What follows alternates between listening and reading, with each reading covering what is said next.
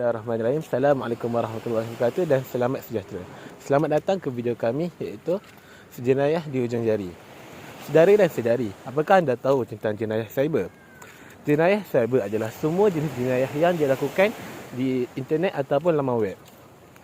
Pada era globalisasi ini, penjenayah pun menggunakan taktik baru untuk mencari kekayaan diri tanpa menghiraukan orang lain. Namun, apakah contoh-contoh jenayah cyber? Marilah kita saksikan video ini.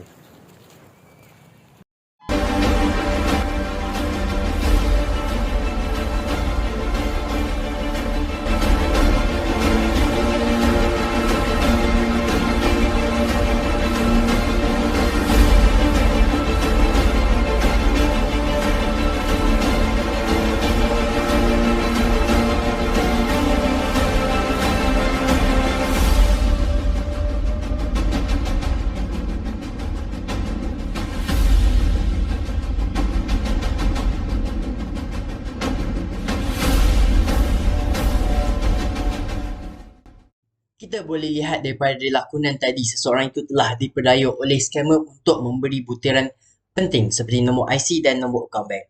Scammer telah menyamar sebagai pihak berkuasa untuk memperdaya mangsa tersebut. Mangsa dengan rasa takut cepat-cepat bekerjasama dengan scammer itu untuk menyelesaikan masalah yang dinyatakan oleh scammer tersebut. Hal ini membuat informasi sensitif mangsa dicuri.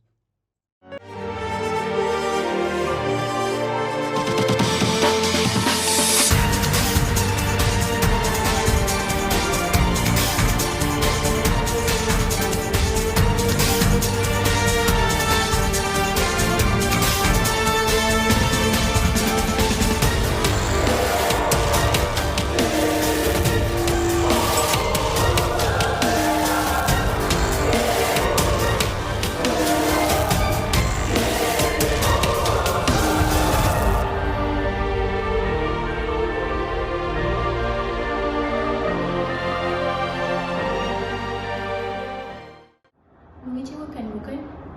Harapan memenangi hadiah yang lumayan kini bertukar menjadi sebaliknya. Mangsa telah kehilangan sejumlah wang yang sangat besar. Apa yang dapat kita simpulkan daripada senario ini adalah kita perlu berhati-hati dengan sindiket scammer yang licik seperti ini.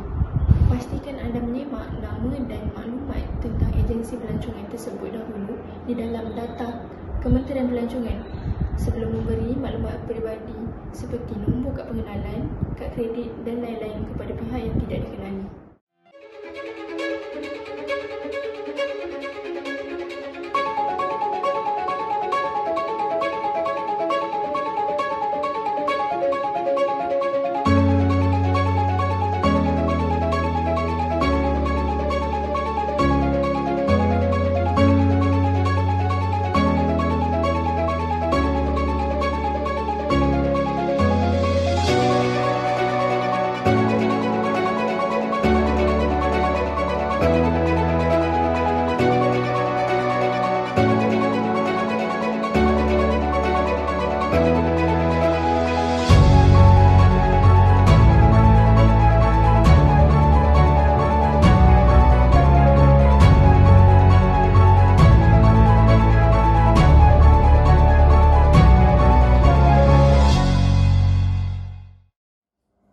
Daripada video lakonan tersebut, kita dapat lihat bagaimana seseorang yang hanya ingin mengisi masa lapangnya dengan menonton filem dan cerita bersiri, namun kerana kecuaiannya yang ingin menonton secara percuma di laman web haram, telah pun mendedahkan informasi dirinya tanpa sengaja dan memberi ruang kepada scammer untuk mencuri data peribadinya.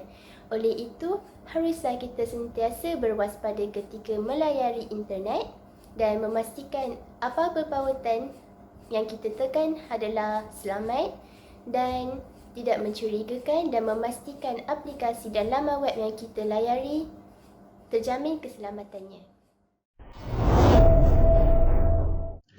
Tahukah anda, terdapat lebih daripada 20,000 jenayah cyber yang telah dilakukan pada tahun 2021 yang melibatkan kehilangan wang sebanyak 560 juta ringgit. Di antara 2017 hingga Julai 2021, orang Malaysia telah mengalami kehilangan sebanyak 2.23 bilion ringgit daripada jenayah cyber saja. Berdasarkan MyCert, penipuan merupakan jenayah cyber yang paling banyak dilaporkan kepada Cyber Security Malaysia melalui MyCert dengan 7,593 kes yang dilaporkan. Diikuti oleh pencerobohan cyber dengan 1,444 kes yang dilaporkan. Selain itu, menurut Cawangan Siasatan Jenayah Komersial Bukit Aman, terdapat 15,935 kes penipuan dalam talian di dalam 9 bulan pertama 2021 dengan kerosakan berjumlah RM389 juta. Penipuan Afrika, penipuan Macau, pinjaman tidak wujud, laboran dan e-dagang adalah antara contoh yang disiasat. Sebanyak 70% daripada semua kes jenayah perniagaan adalah jenayah cyber. Tahukah anda, menurut laporan State of Ransomware 2022, 79% organisasi Malaysia telah dilanda perisian tebusan dengan 48% melaporkan bahawa jumlah serangan cyber telah meningkat. Pada tahun 2019, sekitar 13,000 kes jenayah cyber telah dilaporkan yang melibatkan sebanyak RM539 juta kerugian.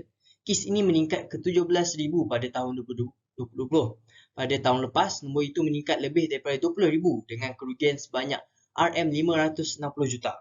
Sehingga bulan Februari tahun ini, terdapat 3,273 kes yang telah dilaporkan yang melibatkan sebanyak RM114 juta kerugian.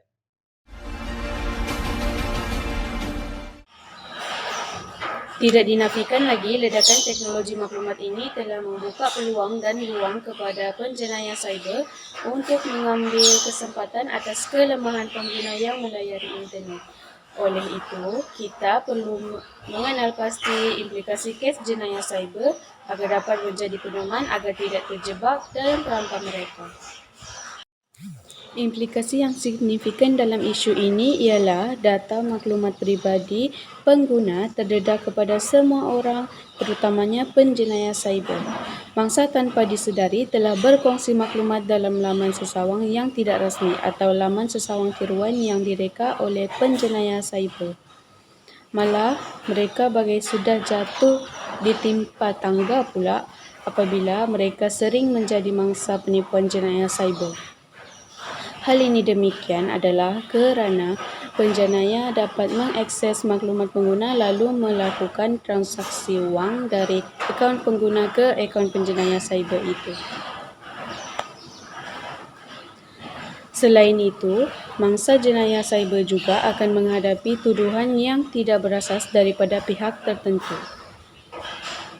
Mereka akan diaibkan oleh pihak yang tidak bertanggungjawab dengan tujuan untuk menjatuhkan reputasi dan nama baik mereka. Lazimnya, perkara ini terjadi pada pemimpin negara, artis dan individu yang menjadi ikon masyarakat. Malah, mereka yang menjadi mangsa jenayah cyber ini akan menghadapi tekanan yang tinggi. Seperti peribahasa yang menyebut, berat mata memandang, berat lagi bahu yang memikul. Sehinggakan mangsa menutup akaun dalam laman media sosial mereka. Mereka akan mengurungkan diri di rumah lalu bertindak menyalahkan diri mereka sendiri. Keadaan ini menyebabkan mereka menghadapi masalah kemurungan, apatah lagi jika tekanan tersebut membabitkan ahli keluarga. Akibatnya, keluarga mangsa turut terkena tempias dikecam oleh pelbagai pihak.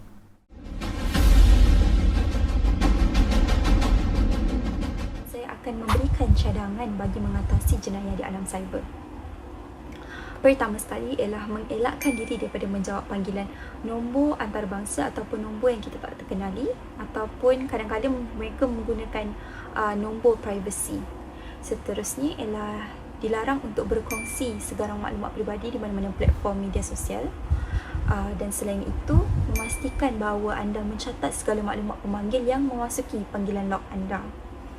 Seterusnya, kita perlulah mengelakkan diri daripada membuat turun sebarang aplikasi yang mencurigakan, iaitu aplikasi yang kita tak pernah ketahui sebelum ini dan orang tak pernah guna.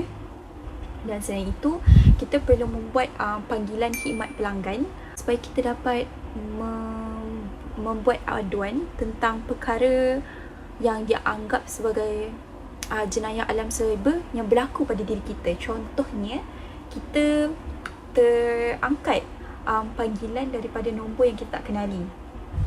Dan nombor tersebut kita dapati bahawa dia merupakan sebuah scammer, dan kita perlu membuat aduan kepada panggilan khidmat pelanggan dengan kadar segera supaya apa-apa perkara peribadi tidak dapat terlepas di tangan si penjenayah. Okey, nampaknya kita sudah sampai di akhir video ini. Sebelum kita tamatkan video ini, marilah kita bersama-sama rumuskan kejadian dalam video ini. Kita mestilah lebih berhati-hati dan waspada ketika menggunakan internet, kerana kita juga boleh menjadi salah satu daripada mangsa jenayah cyber. Kita juga perlu ingat supaya sentiasa melindungi data peribadi kita agar tidak disalahgunakan daripada orang lain. Okey, sebelum kami akhiri video ini, kami nak mengucapkan terima kasih kepada pesyarah kami iaitu Sir Vincent atas memberikan kepercayaan kepada kami untuk menjayakan video kali ini, dan kepada semua yang terlibat secara langsung dan tidak langsung dalam menjayakan video kami pada kali ini. Okey, akhir kata yang baik itu datang pada Allah SWT, yang buruk itu datang pada kelemahan kami sendiri. Sekian, wabillahi taufiq wal hidayah. Assalamualaikum warahmatullahi taala wabarakatuh.